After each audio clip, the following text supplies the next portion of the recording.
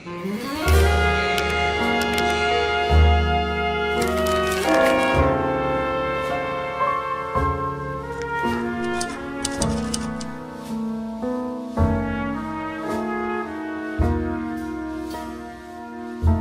you've got a great job but want options, but not just another paycheck. You want to know if you can do Amazon FBA realistically with your 9-to-5 job and without quitting and throwing everything out the window. So in this video, I'm going to share 3 things. First one is my story of how I started with Amazon FBA while still working my 6-figure job. Second is to answer your question if you can do Amazon FBA realistically with a 9-to-5. And third is actionable steps of what I would do today if I was to start over with a good job and a good income like many of you, and how you can shortcut all of this so that way it'll avoid stress, save you time, and make sure you have a real business. And make sure you stay tuned till the end because I've got a plan for you, basically a roadmap of how you can do this the easy way. So let's get started and enjoy this view out here in Lisbon, Portugal.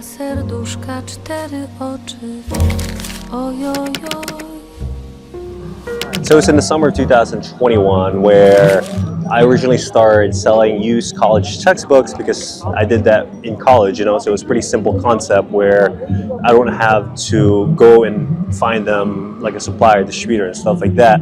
But then it opened up a whole new world where, okay, what else can I sell aside from used textbooks? So I started dabbling into like toys, like Lego, baby products, then eventually found my niche category, which is beauty, health, grocery, and some apparel and shoes. So that's kind of like where the business is at right now. But it wasn't always like a smooth road because I had to, balance my full-time job and see if this other side hustle experiment would even work in the first place, right? And one book that really helped me a lot was The 4-Hour Workweek by Tim Ferriss, where he really broke down his same story where he was working at a tech company out in San Francisco, but he also wanted to explore, travel the new world, as they call it, as the new rich, where we are now in the AI technology. Why not take advantage of an e-commerce business like Amazon? Because right now we could be making sales while sipping this cup of wine. Let me go ahead and pull it up here so you can see what I mean. So that's the sales the past 30 days right there.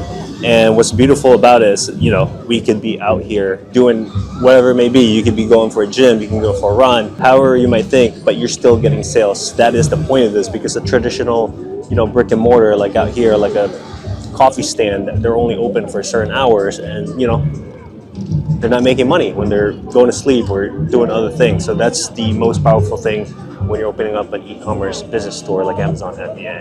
And one cool thing about the Amazon business is that it does not require some sort of like business experience, because I had none, right? Like I was, I went to college for a psychology degree and I was selling cars and I knew nothing about it. But what's cool about, having softwares and all these AI stuff available is it makes your life a lot easier, because when I started in 2021, there was barely any YouTube content about Amazon. Now in this channel I've made about step-by-step videos, literally how to do it from scratch, all these issues or problems you might run into. And yeah, the technology just makes it so much easier, because Keepa is a software that I use. It tells me the price history of everything.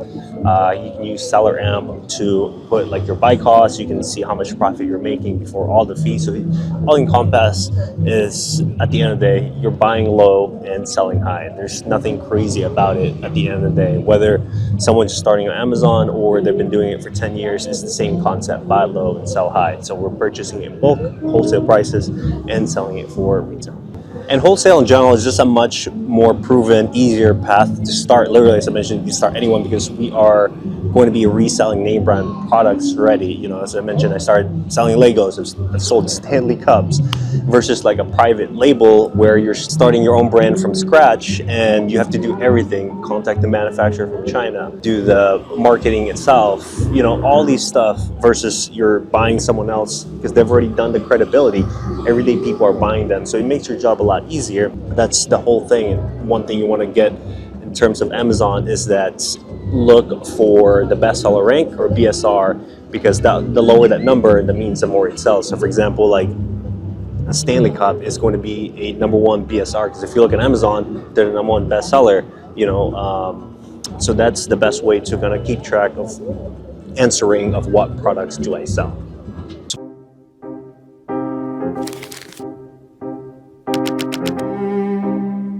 Part 2 here is to answer your concern if you can do Amazon FBA and still having your 9 to 5, realistically, right? And the straight answer to this is you need to have a minimum of at least 10 hours a week that you could dedicate to it. If you don't have 10 hours, then I wouldn't recommend you doing Amazon FBA at all. And you can break this 10 hours up in multiple ways. You can do, if you want to do Monday to Friday, you can add another 2 hours, to work on it, right? Or kind of like what I did a hybrid of weekend. So I would do Saturday, maybe, 5 hours like in the morning and an hour each day of the week, like Monday to Friday. So it adds up roughly to 10, or sometimes I do Sunday, right? It really depends. It's not a black and white answer, but minimum you need to have at least 10. And a cool thing about if you have a full-time job as well is you don't have to rely on Amazon as your main income when you are starting, so less pressure for you. And guess what? You can reinvest all your profit back into Amazon, and that allows you to grow your cash flow. And that was for me. I was able to grow my cash flow a lot more because I wasn't taking money away from that Amazon business. I had my full-time job where, it took everything, right? Like that's what I was doing before. And on the side, I was growing my Amazon FBA. And, it took me about 8 months later, I was able to quit my full-time job, where I was making 6 figures. By the way, we are here at TWA Hotel in New York City. It's kind of like we're transformed back in the 1960s. Check this out.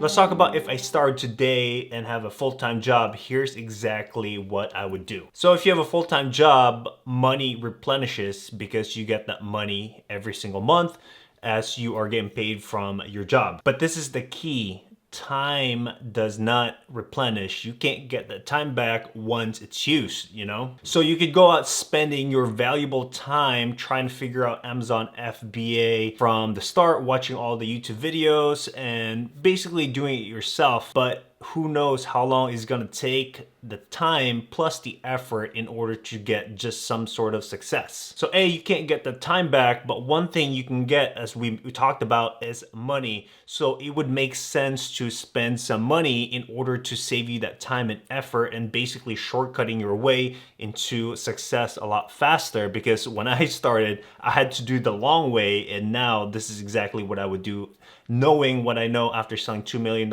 in total sales and been doing it for a couple years and growing the team. So first we have to understand where a lot of the time is draining or getting taken away. In terms for Amazon, that is product research. Simply takes a lot of time, especially when you're just getting started. It's a whole completely new skill that you have to learn, and not just learning, but also having the time to find the products. And the second one that's draining a lot of the time is going to be packaging the products, aka shipping it to Amazon FBA. When I got started, I did everything in my small studio apartment in Miami, and it kind of looked like a crazy warehouse, but just in a studio form. So imagine my bed here, then tons of packages right next to me. It wasn't the ideal way to do it. Solve the problem number one is you're gonna wanna hire a virtual assistant. And a virtual assistant is the key because it's gonna save you time and effort at the same time, because the virtual assistant is already going to have the Amazon skill that will find you products every single day. And it wasn't until like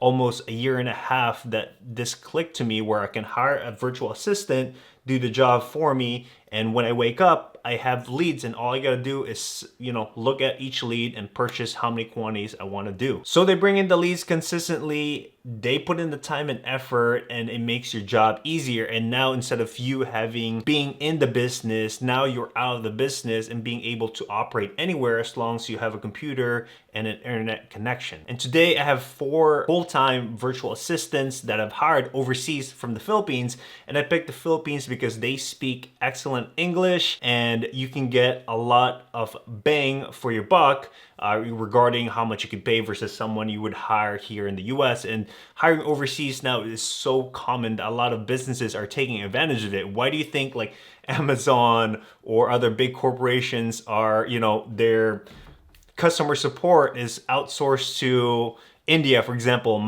India might not be the best example, but you get what I'm saying. A lot of these corporations are getting the aha moment. Like, if we hire overseas, we're gonna save tons of money. And the same idea for Amazon FBA, except you get to hire your own virtual assistant that is smart, that is hardworking, that is willing to put in the work in order to grow along with you and your business. And the reward here is you get your time back and you get to spend a little bit of money. But again, money is something that you could always make once you grow the business. And number 2 pain point is I would not touch a single box, meaning that I would send everything to a prep center. That is the terminology that we use in Amazon FBA. It's a prep center. So basically what it would do, or how it would work first, is I would buy a product, send to my house, then I send it to Amazon.